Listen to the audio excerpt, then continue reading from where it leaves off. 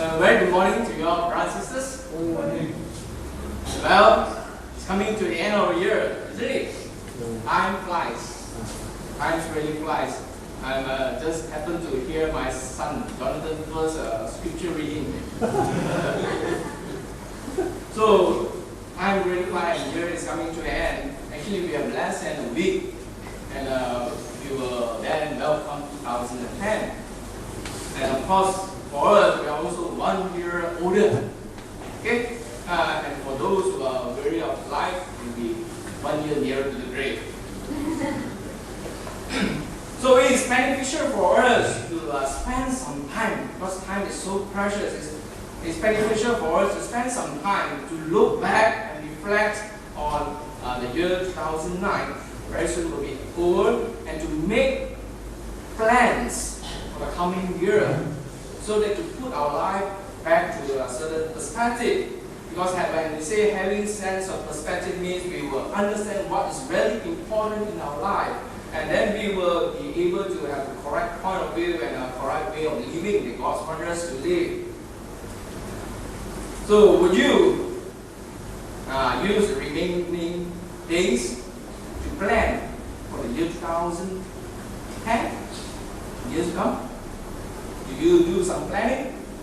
Some actually don't do any goal setting or New Year resolutions or whatever. But I do hope after this short sermon, hopefully you will be aroused, have some interest to consider making plans. Let us also see what the Bible teaches us about making plans. If you turn back to the scripture text, where in James chapter 4, verse 13 to 17, James actually discusses the subject of making plans in these few verses. James chapter 4, verse 13 to 17.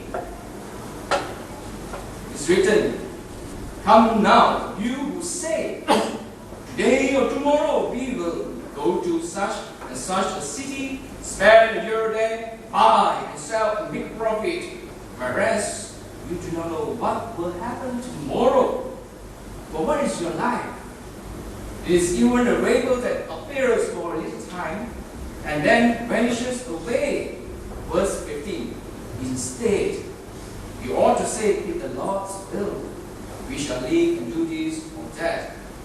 But now you boast in your arrogance. All such boasting is evil." Verse 17. "Therefore, to him who knows to do good and does not do it, to him it is sin." So we ought to spend our time wisely, especially the last part of that passage, verse 17, carries, "Therefore, to him who knows to do good and does not do it, to him is sin." We have time. God gave us a life for us to do something. This subject of making plans should be very relevant to many of us today, because we do all make plans.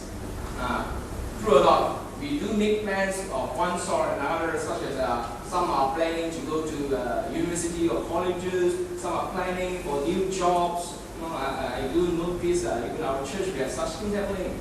There are those who are planning for to get married maybe this coming year. Those who are planning for family, maybe there are some planning to have a different home, some are planning for vacation, some are planning for retirement, and so on and so forth. We do make plans. So when we make plans, actually we are devising methods or course of actions what we need to do, so that we prepare so that we can attain these goals that we have. Making plans. Every one of us do it. Because there is a saying that says that he who fails to plan, plans to fail. I repeat, he who fails to plan, plans to fail. Very nicely put. Even Benjamin Franklin said, by failing to prepare, you are preparing to fail. In school, everyone is preparing. I believe some brother have to prepare even next year exam. Okay? Otherwise, you are preparing to fail. So we need to make plans because without goals and plans to reach them, we are all like the sheep. Set our sail with no destination, we know where to go. So of course we need to make plans, plan goals. Let's turn to the book in the Bible, the very first book, the book of Genesis. Turn to the book of Genesis chapter 1. Genesis chapter 1 verse 26. In Genesis chapter 1 verse 26 is written, and God said, let us make man in our image, according to our likeness.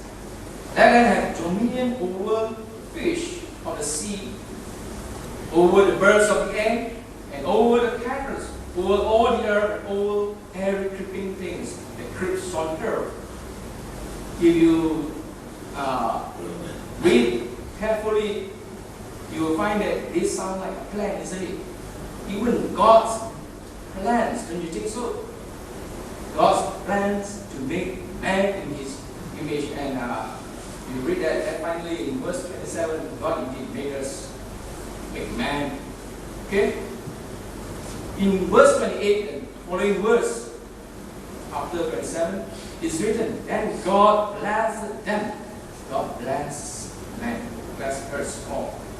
God blessed them, and God said to them, be fruitful and multiply. Fill the earth and subdue it. Have dominion over the fish of the sea, over the birds of the air, and over every living thing that moves on the earth. That's recorded in Genesis chapter 1, verse 28. And that verse sounds like God has delegated some work for us all, isn't it? And He expects results. So even God has planned for us, and we need to make plans. But the question comes is, what is a good way of making plans? If we go back to the scripture text just now, in the book of James chapter 4, verse 13 to 17, you'll find that it sounds contradicting. It sounds like it's wrong to make plans because life is short. But actually, making plans in itself is not wrong. Okay? Because even if you were to read the scriptures, there are many examples, even like Paul, and our brother Paul, the apostle Paul, often make plans in regards to his travels. He moves to different places. If you want to turn to some references, you can find it in the book Acts chapter 15, verse 36. You can find that in Acts chapter 18, verse 20 to 21. 1 Corinthians chapter 16, verse 5 to 9. There are many references. If you want to, you can go and take a look. Okay? So in fact, making plans, or in other words, setting goals, is a key to success. If you want success, you need key. And making plans and setting goals is a key to success. For whatever venture that you want to take in life, you need to make plans. Because goal setting or making plans do help us to channel our energy into actions. If you want to make yourself focused, so that you have force, you have all the energy, you need to have goals. But we got to understand from the scripture text, there is a right way to plans, and there is also a wrong way of plans. And James actually discusses that in that particular passage. First, let us discuss about the right way to make our plans. Firstly, if we want to make plans, we must submit to God's will.